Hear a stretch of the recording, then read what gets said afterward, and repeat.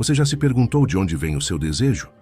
Não o desejo momentâneo, mas aquele impulso profundo, incontrolável, que move seus olhos, acelera o coração e, às vezes, destrói tudo ao redor.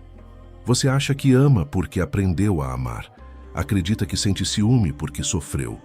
Imagina que o prazer e a dor nos relacionamentos nascem de experiências recentes. Mas a verdade é outra. Aquilo que você sente hoje já queimava em corpos que jamais aprenderam a falar. Emoções que você acredita serem suas foram herdadas de um tempo em que tudo era instinto, sobrevivência e corpo. Antes da palavra amor existir, já havia posse, já havia entrega, já havia sexo.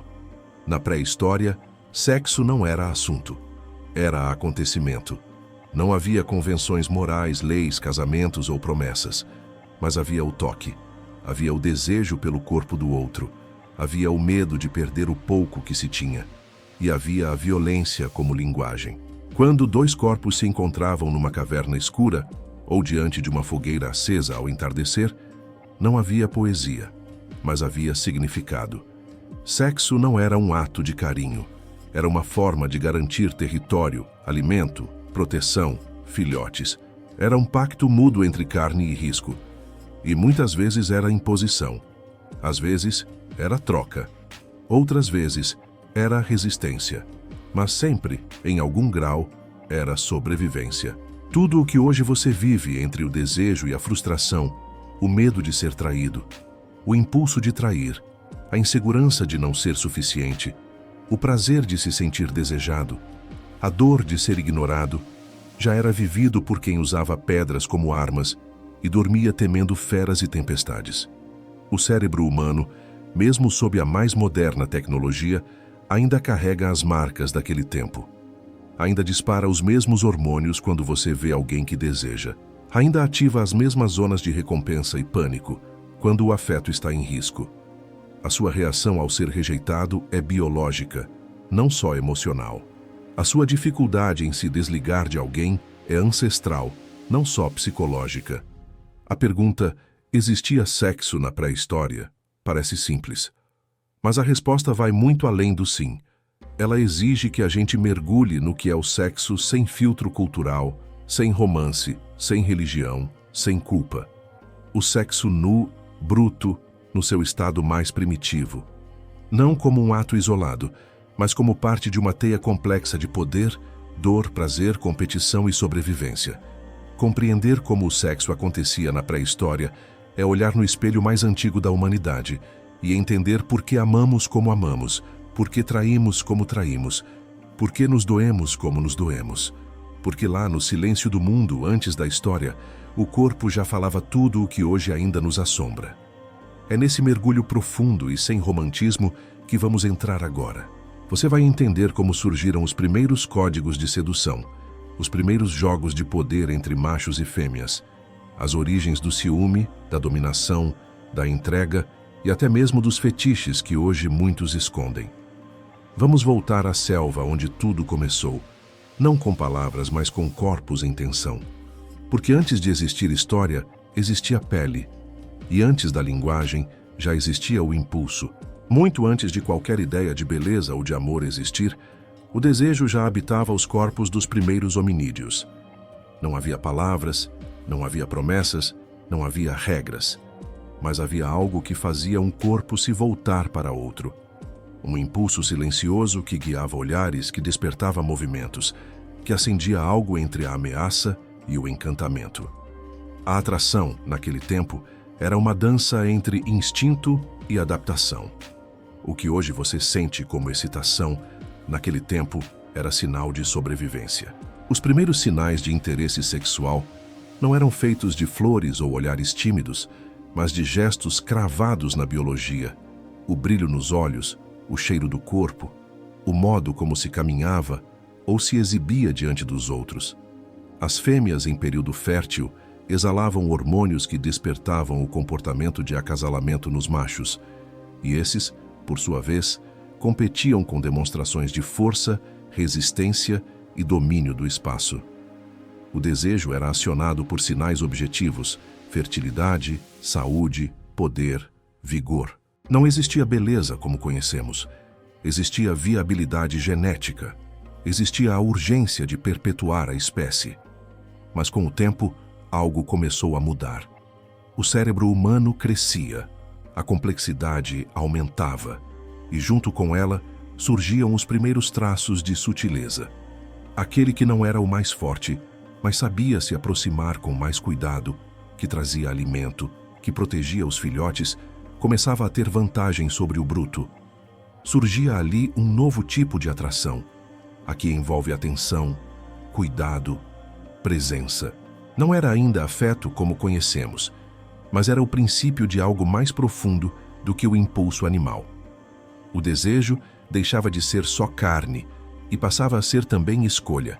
A antropologia sugere que os primeiros adornos corporais usados por nossos ancestrais, pinturas com ocre vermelho, colares de dentes, cicatrizes voluntárias, não eram apenas estética, mas comunicação sexual. Eram sinais de maturidade, dor suportada, coragem. Um ritual visual de quem estava disponível, fértil ou dominante. O corpo se tornava mensagem, e a atração, uma espécie de leitura silenciosa de tudo o que aquele corpo dizia, sem palavras. Você pode imaginar que no meio da selva, cercados de predadores, a última preocupação seria desejar alguém. Mas não. O desejo era parte do próprio instinto de sobrevivência. Quem não sentia, não reproduzia. Quem não competia, era esquecido.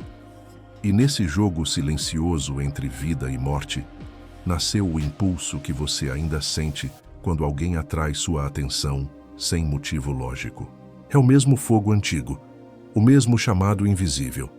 A diferença é que hoje você tenta explicar com sentimentos o que, por milhares de anos, era apenas biologia. É por isso que certas atrações parecem inexplicáveis. Por que você se sente preso a alguém mesmo sem entender por quê? Porque há uma parte sua, a mais antiga, a mais silenciosa, que ainda busca no outro o mesmo que buscava na pré-história. Sinais de continuidade, proteção, força, fertilidade, aceitação. E cada vez que você sente esse impulso, não é só você reagindo. É a sua espécie se manifestando. É a memória do desejo antes das palavras voltando a pulsar no seu corpo. Na pré-história, o sexo não era apenas reprodução. Era uma extensão direta da força, do medo e da dominação. Quando não havia leis, contratos ou estruturas sociais definidas, o corpo se tornava o único território que podia ser tomado, defendido ou negociado. E é nesse cenário de instinto puro que o sexo passou a ser usado como um instrumento de poder. Mais do que um encontro, ele era um campo de disputa. O ato sexual podia representar conquista, submissão ou sobrevivência. O prazer, quando existia, era consequência. O objetivo era controle. Os machos mais fortes, geralmente em posição de liderança dentro dos pequenos grupos, detinham o privilégio do acesso às fêmeas. Isso não era necessariamente consentido.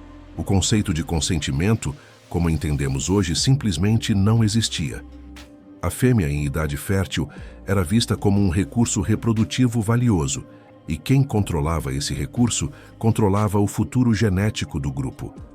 A violência, nesse contexto, era muitas vezes um componente presente no ato sexual. Mas essa brutalidade não era uma falha moral. Era reflexo de um sistema onde a lei era a necessidade e o corpo a moeda. Contudo, nem toda a relação era marcada pela imposição. Algumas fêmeas, por estratégia, buscavam se aliar aos machos mais capazes de garantir alimento, abrigo e proteção.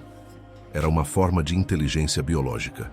Ao se aproximar de quem podia sustentar suas crias, essas mulheres aumentavam as chances de seus filhos sobreviverem.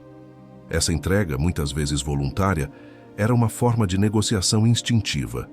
A sexualidade, nesse cenário, não era romântica, mas profundamente estratégica. Era uma escolha silenciosa entre viver ou desaparecer. Com o passar do tempo, esses comportamentos foram se tornando mais complexos. O macho que impunha seu domínio pela força bruta começou a competir com aquele que oferecia segurança, constância, alimento. Isso alterou a dinâmica do desejo e, em parte, redefiniu o que era atrativo. Surgia um novo tipo de poder, o da presença constante, da capacidade de cuidado, da construção de vínculo, ainda que rudimentar. E foi nesse conflito entre a força dominante e a entrega voluntária que nasceu o embrião do que séculos depois seria chamado de relacionamento. No entanto, a tensão entre dominação e entrega nunca desapareceu por completo. Está presente até hoje, escondida sob camadas de cultura, moral e linguagem. O desejo por alguém que imponha sua vontade ou que desperte sentimentos ambíguos entre medo e atração tem raízes ancestrais. A submissão, voluntária ou forçada, e o impulso de conquistar a qualquer custo são memórias biológicas que o cérebro ainda carrega. E por mais que a sociedade evolua, o código antigo continua ativo em muitos comportamentos sexuais contemporâneos, inclusive nos jogos de poder disfarçados de romance. Ao observar os comportamentos da pré-história, fica evidente que sexo e poder caminharam juntos desde o início. E é por isso que, até hoje, quando alguém se sente atraído por uma figura de autoridade, ou quando relações se tornam disputas silenciosas de controle, o eco da Idade da Pedra ainda ressoa. Aquilo que um dia foi sobrevivência, agora se mascara de sedução. Mas a origem é a mesma. No fundo, todos os jogos que envolvem posse, ciúme e desejo são versões modernas da mesma tensão entre dominação e entrega que movia nossos ancestrais em silêncio, sob o céu primitivo.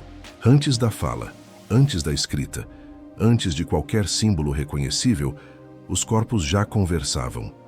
Quando o mundo era regido por instintos e a única certeza era sobreviver até o próximo dia, o corpo se tornou o primeiro idioma. Era por meio de posturas, gestos, marcas e movimentos que nossos ancestrais se comunicavam. E entre as mensagens mais antigas estava a sedução. A sedução na pré-história não tinha palavras, mas era clara. Ela começava na forma como um corpo se expunha à luz da fogueira, como alguém caminhava entre os outros, como olhares permaneciam ou se desviavam. Havia um código silencioso sendo transmitido. Estou disponível, estou receptivo, estou pronto. Machos e fêmeas sabiam identificar esses sinais. A sobrevivência da espécie dependia disso. Mas essa comunicação não era genérica, ela era refinada pelo tempo e pelas necessidades do ambiente.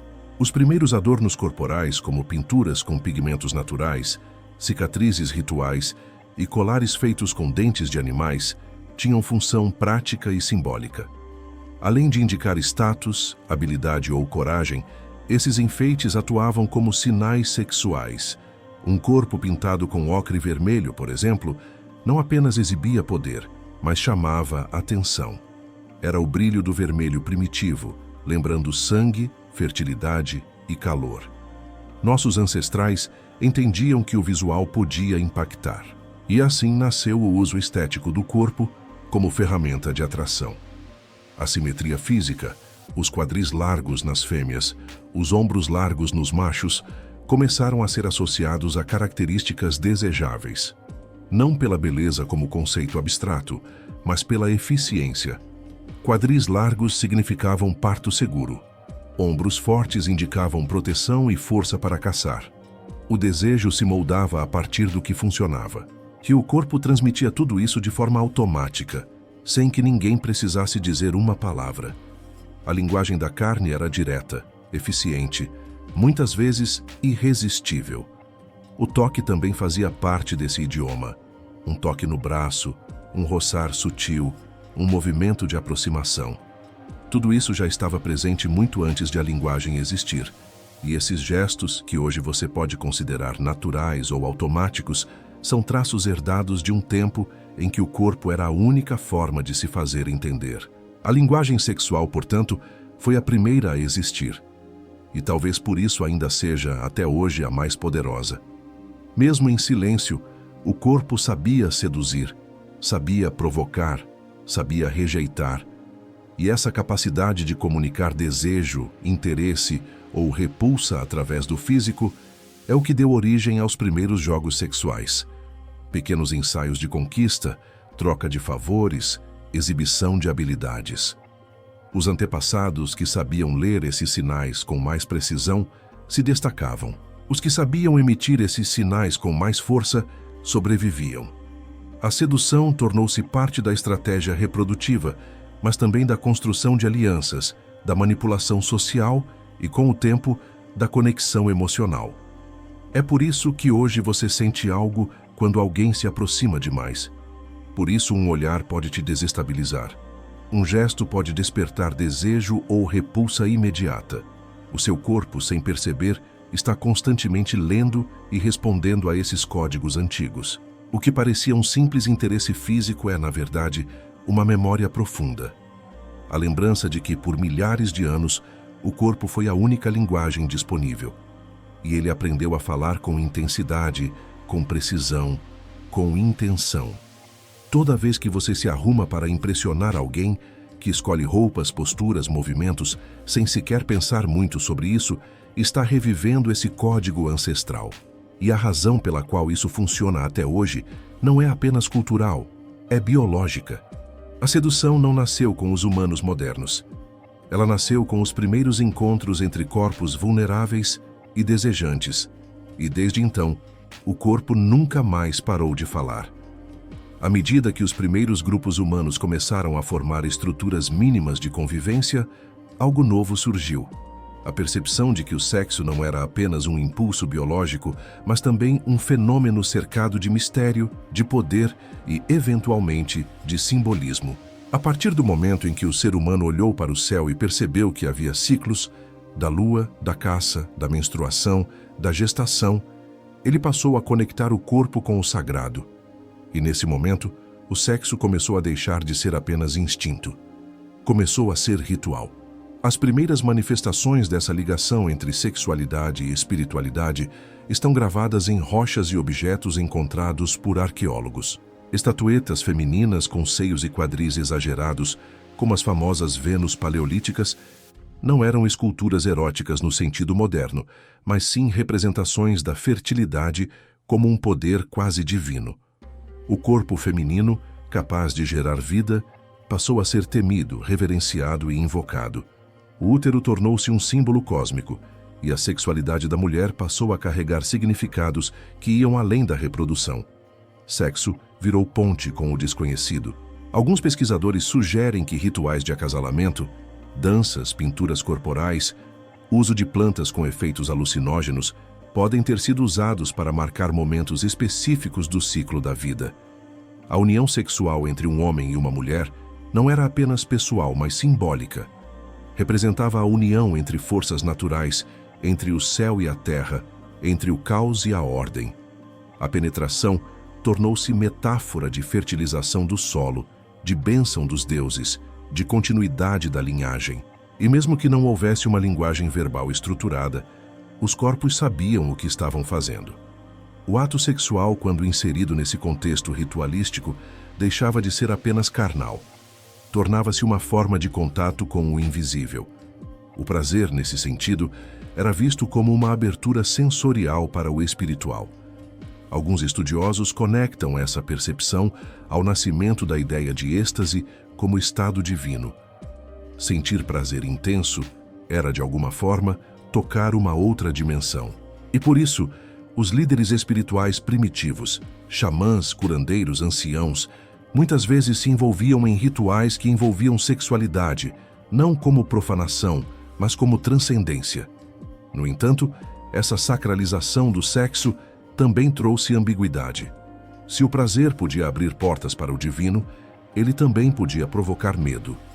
Medo do descontrole, do desejo que foge à razão, da entrega total que dissolve a identidade. E é nessa tensão que nasce o conceito de tabu. Certas práticas começaram a ser restritas, certas uniões proibidas, certos momentos sagrados determinados. O sexo, que antes era liberdade absoluta, passou a ser cercado de limites invisíveis, porque onde há poder, há controle. E o poder do desejo humano era forte demais para ser deixado solto por completo. Essa herança ainda pulsa hoje. A culpa que muitos sentem ao se entregar ao prazer, o misto de vergonha e êxtase que acompanha a sexualidade, os rituais silenciosos que cercam a intimidade, tudo isso são ecos de uma era onde sexo e sagrado eram indissociáveis. Você pode não dançar ao redor do fogo, mas acende velas. Pode não pintar o corpo com sangue, mas escolhe perfumes e gestos como quem se prepara para um rito. O que parece moderno é, na verdade, memória. Porque desde a pré-história, o sexo não foi só ato. Foi linguagem entre o humano e o eterno. Quando o desejo se tornou mais do que uma reação instintiva e passou a ser moldado por vínculos, surgiu também a primeira fratura emocional entre os corpos, o ciúme. Antes dele, a relação entre indivíduos era fluida, determinada pelo ciclo fértil da fêmea e pela disponibilidade do macho. Mas à medida que as interações se tornaram mais duradouras e os grupos humanos passaram a viver com maior proximidade, o sexo deixou de ser apenas biologia. Passou a envolver investimento. E tudo que exige investimento, naturalmente, gera medo de perda. A figura masculina que permanecia mais tempo junto à fêmea e à cria desenvolvia uma forma rudimentar de vínculo. Não era ainda amor como conhecemos, mas era apego funcional. Ele caçava, protegia, dividia o alimento, defendia o espaço, e com isso, seu lugar ao lado daquela mulher passava a ter valor. A presença de outro macho representava a ameaça, não apenas sexual, mas social. O risco de perder espaço, alimento e identidade dentro do grupo era real. O ciúme nasceu aí, como mecanismo biológico para garantir que o investimento feito em uma parceira não fosse desperdiçado. E mais do que isso, para assegurar que os filhos fossem de fato seus. Mas o ciúme não era a exclusividade dos machos. As fêmeas também passaram a reagir quando os parceiros que lhes garantiam proteção e alimento se aproximavam de outras. A competição entre mulheres se intensificou, não por vaidade, mas por sobrevivência. A exclusividade passou a ser uma vantagem estratégica. O parceiro fixo era segurança contra o abandono, contra a fome, contra a violência externa. O desejo, então, foi sendo contaminado pelo medo. E com o medo veio o controle. Os primeiros sinais de posse aparecem quando os indivíduos começam a marcar o outro como seu. Isso pode ter acontecido com gestos, com marcas corporais, com exclusividade física. Um olhar trocado com alguém fora da relação podia ser entendido como traição. E como não havia instituições para mediar conflitos, a resposta era direta: agressão, exclusão, às vezes, morte. Restos arqueológicos mostram ossos fraturados, crânios perfurados, ferimentos que sugerem disputas dentro do próprio grupo. A sexualidade, que antes era integração, passou a ser também motivo de ruptura. O que começou como impulso se transformou em tensão. O ciúme se tornou um alerta constante, a posse, uma ilusão perigosa, e a exclusão social, a punição máxima. Ser rejeitado na idade da pedra não significava apenas solidão, significava risco real de morrer.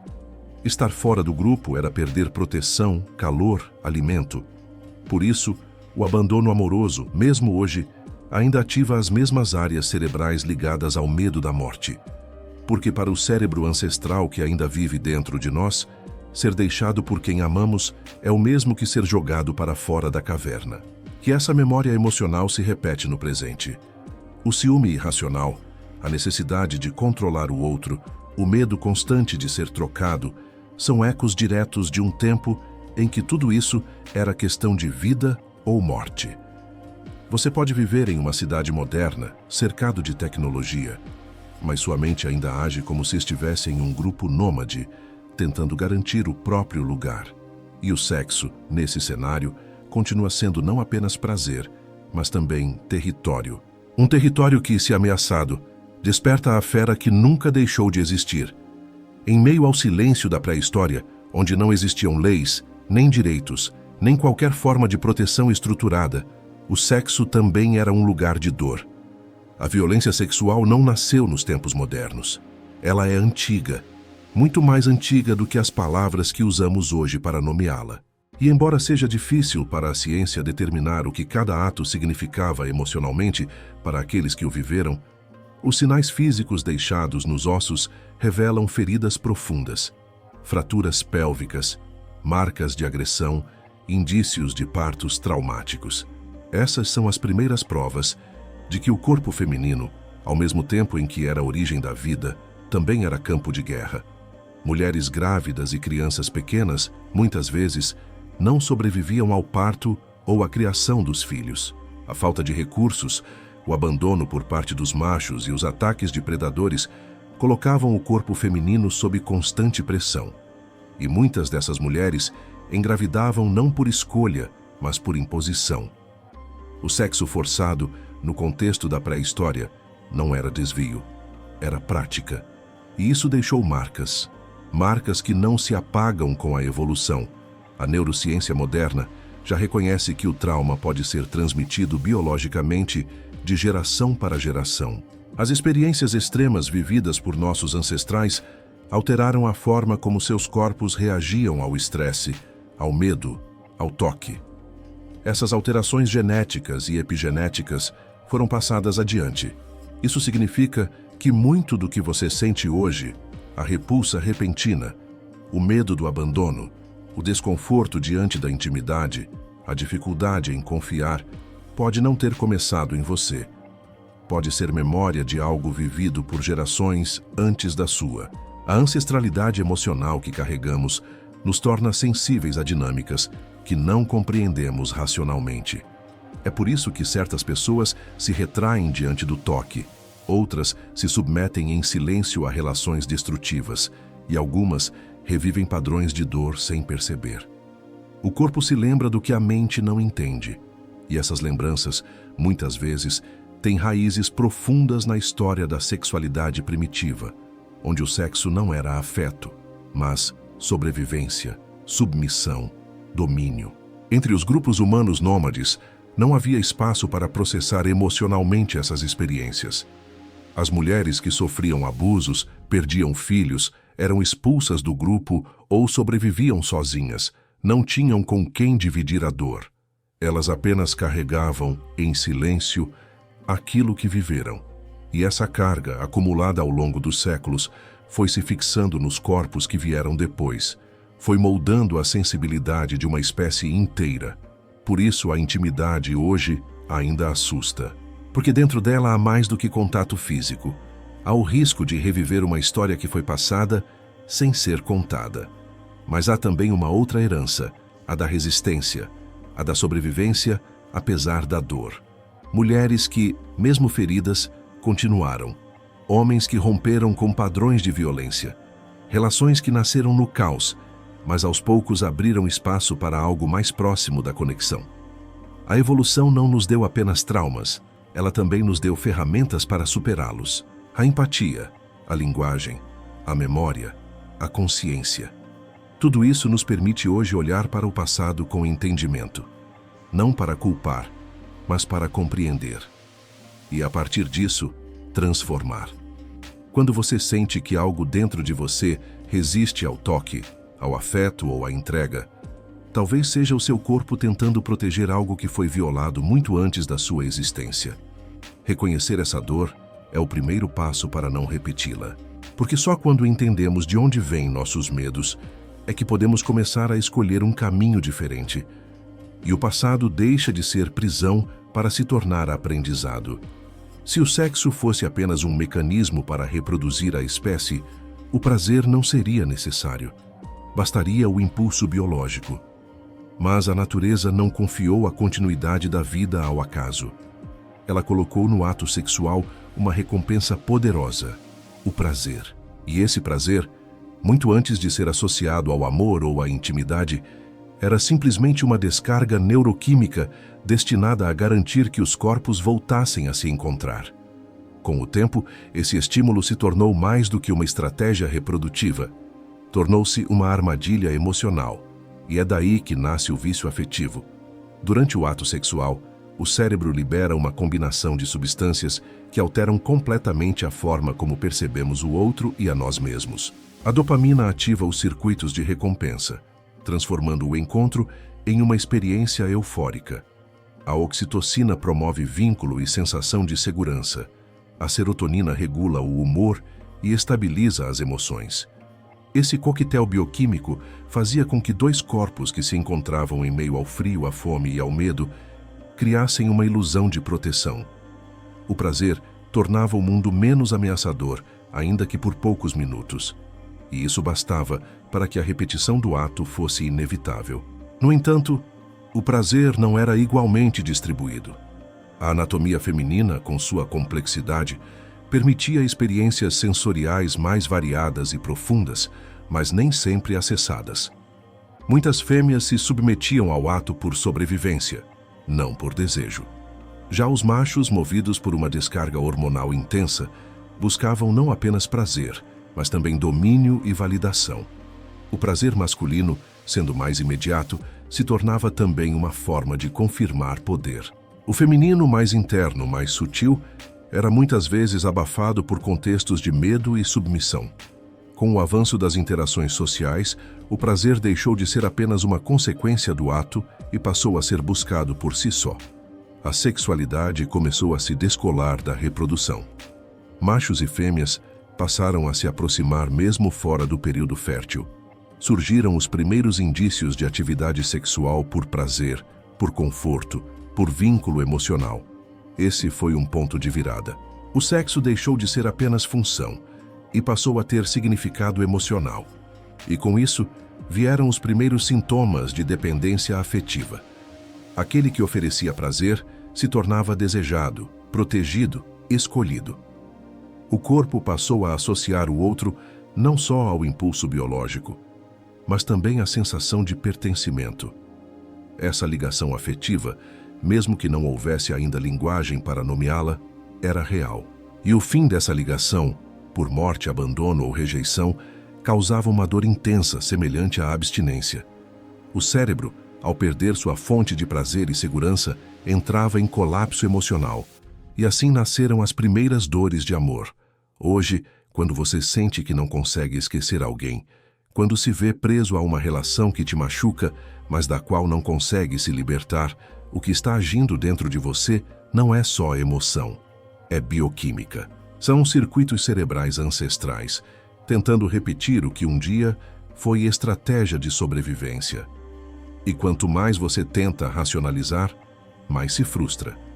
Porque não se trata apenas de pensamento, trata-se de memória corporal, de uma programação antiga, feita para manter você ligado a quem um dia te deu prazer, segurança e presença. Compreender isso não elimina o sentimento, mas muda a forma como você se relaciona com ele. Saber que o prazer foi usado como ferramenta evolutiva te ajuda a perceber quando ele se transforma em armadilha, porque há uma linha tênue entre o vínculo e a dependência, e foi na pré-história, entre a dor e o êxtase, que essa linha começou a ser traçada. Desde então, toda vez que você se entrega, uma parte sua espera não só prazer, mas salvação. E é aí que mora o perigo. O que te excita não é aleatório. O que te atrai de forma incontrolável, o que desperta imagens, impulsos ou sensações que nem sempre você consegue explicar, tem raízes muito mais profundas do que qualquer experiência da sua vida consciente. As fantasias, os fetiches, as preferências sexuais aparentemente incomuns não são apenas construções da cultura moderna. Muitas delas são fragmentos de instintos antigos, memórias emocionais herdadas, repetições arcaicas do comportamento humano desde a pré-história. Por trás de cada fantasia, há um eco de sobrevivência, de medo, de domínio ou de prazer ancestral. Os primeiros humanos viviam em um mundo onde a violência e o erotismo caminhavam lado a lado. O sexo podia acontecer logo após uma disputa, como forma de afirmação de poder. A dominação física gerava submissão e, em muitos casos, submissão era confundida com proteção. Esse ciclo marcou profundamente a forma como o cérebro primitivo associava o desejo. A agressividade, a posse e o risco, todos esses elementos passaram a fazer parte daquilo que o corpo reconhecia como excitante. A fantasia da força, da captura, da entrega total não nasceu em romances ou filmes. Ela nasceu no medo de ser dominado e na alívio de ainda assim estar vivo. Da mesma forma, muitos dos rituais que envolviam sangue, dor ou resistência física serviam como provas de maturidade ou fertilidade.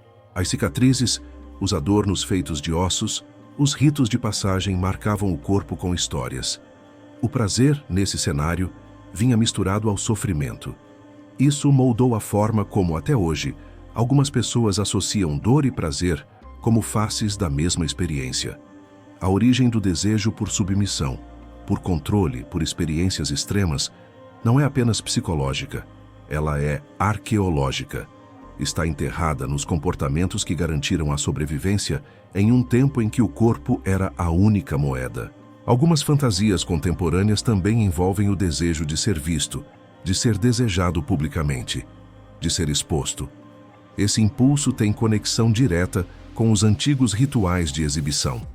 Machos se mostravam ao grupo como forma de competir por parceiras, enquanto as fêmeas demonstravam disponibilidade com gestos, dança, pintura corporal. Ser observado era sinal de status. Ser desejado, uma forma de sobrevivência. A excitação diante do olhar do outro vem desse lugar, onde ser invisível era um risco, e ser escolhido significava viver. Mesmo fantasias que parecem não ter lógica, como a atração por objetos, por papéis de submissão ou figuras de autoridade, podem ser entendidas à luz da ancestralidade. O objeto pode representar segurança, a autoridade, proteção, a entrega, liberdade emocional. O inconsciente não trabalha com os valores atuais. Ele trabalha com códigos antigos, enraizados em milhões de anos de instinto. E cada fantasia que surge no presente pode carregar uma lembrança do passado que o seu corpo reconhece, mesmo que sua mente rejeite. Essa perspectiva não justifica comportamentos destrutivos ou violentos, mas explica por que tantos desejos ainda escapam da lógica. Por que certos impulsos aparecem mesmo quando você tenta ignorá-los? Por que a culpa surge depois do prazer? Por que o corpo reage a uma programação que não foi feita por você? E que mesmo com séculos de repressão, moral religiosa, tabus sociais e controle cultural, continua viva em silêncio. A fantasia é a linguagem secreta do seu corpo com a sua história. É o lugar onde o desejo escapa do controle e revela as camadas mais profundas do que um dia já foi estratégia de adaptação. Por isso, quando você se pergunta por que deseja o que deseja, talvez a resposta não esteja no agora, mas na poeira do passado. Em algum ponto entre a escuridão de uma caverna e a luz de uma fogueira, quando um olhar bastava para incendiar um corpo inteiro, o seu desejo começou a ser escrito. E ele continua sendo lido por dentro de você, até hoje. Na pré-história, ser macho ou fêmea não era apenas uma diferença anatômica.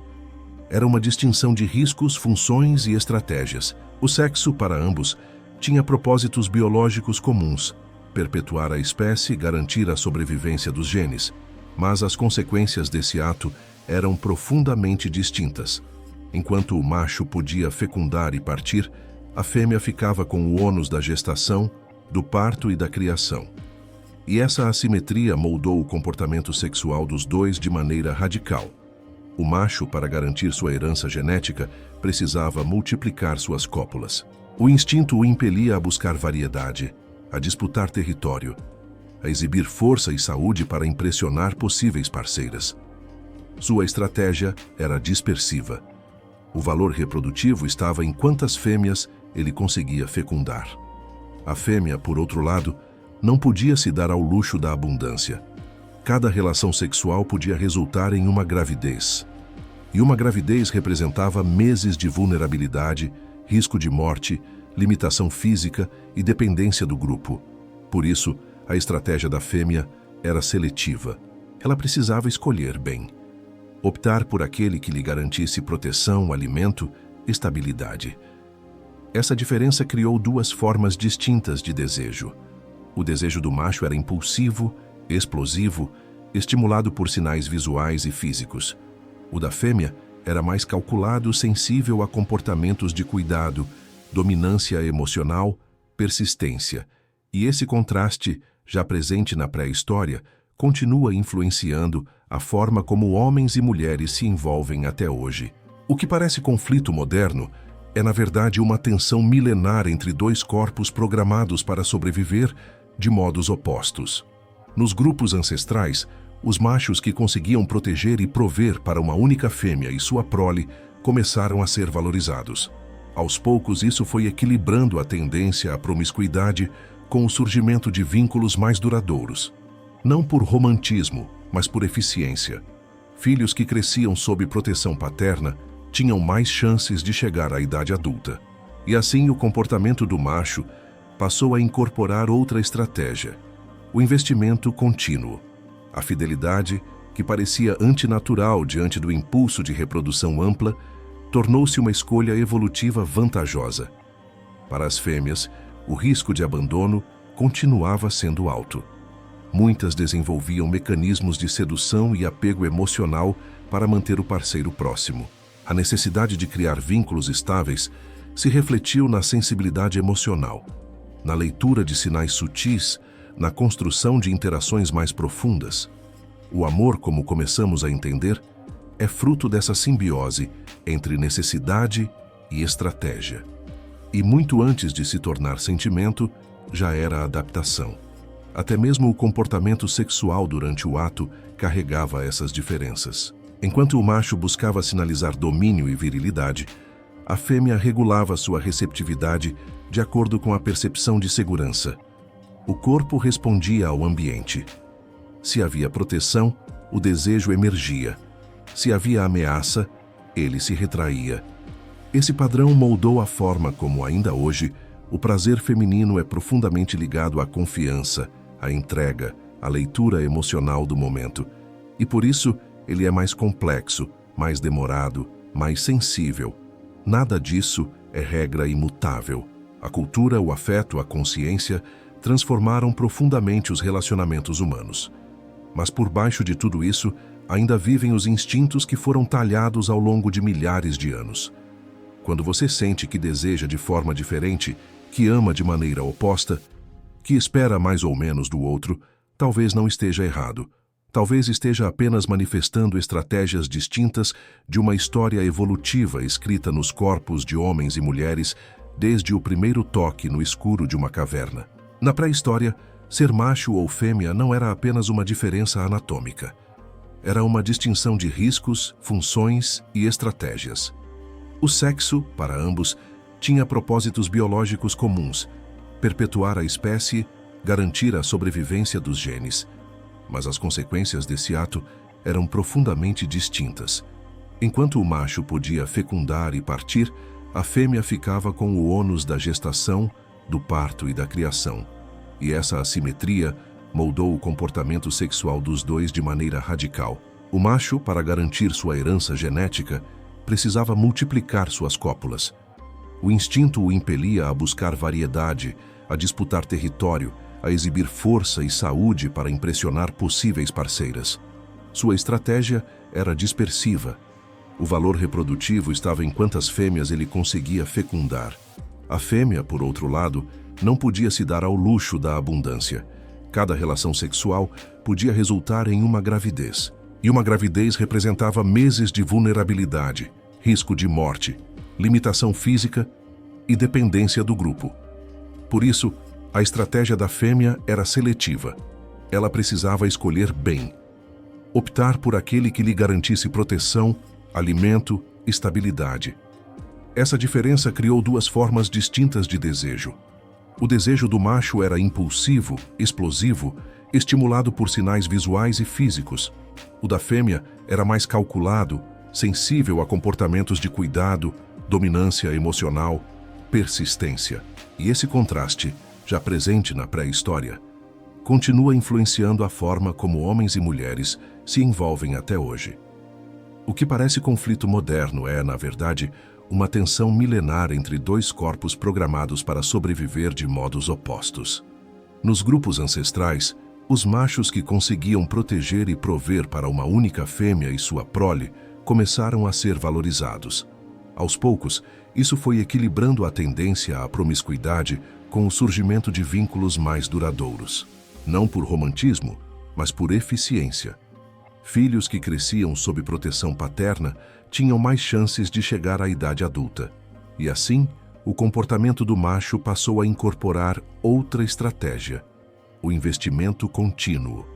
A fidelidade, que parecia antinatural diante do impulso de reprodução ampla, tornou-se uma escolha evolutiva vantajosa. Para as fêmeas, o risco de abandono continuava sendo alto. Muitas desenvolviam mecanismos de sedução e apego emocional para manter o parceiro próximo. A necessidade de criar vínculos estáveis se refletiu na sensibilidade emocional, na leitura de sinais sutis, na construção de interações mais profundas. O amor, como começamos a entender, é fruto dessa simbiose entre necessidade e estratégia. E muito antes de se tornar sentimento, já era adaptação. Até mesmo o comportamento sexual durante o ato carregava essas diferenças. Enquanto o macho buscava sinalizar domínio e virilidade, a fêmea regulava sua receptividade de acordo com a percepção de segurança. O corpo respondia ao ambiente. Se havia proteção, o desejo emergia. Se havia ameaça, ele se retraía. Esse padrão moldou a forma como, ainda hoje, o prazer feminino é profundamente ligado à confiança, à entrega, à leitura emocional do momento. E por isso, ele é mais complexo, mais demorado, mais sensível. Nada disso é regra imutável. A cultura, o afeto, a consciência transformaram profundamente os relacionamentos humanos. Mas por baixo de tudo isso, ainda vivem os instintos que foram talhados ao longo de milhares de anos. Quando você sente que deseja de forma diferente, que ama de maneira oposta, que espera mais ou menos do outro, talvez não esteja errado. Talvez esteja apenas manifestando estratégias distintas de uma história evolutiva escrita nos corpos de homens e mulheres desde o primeiro toque no escuro de uma caverna.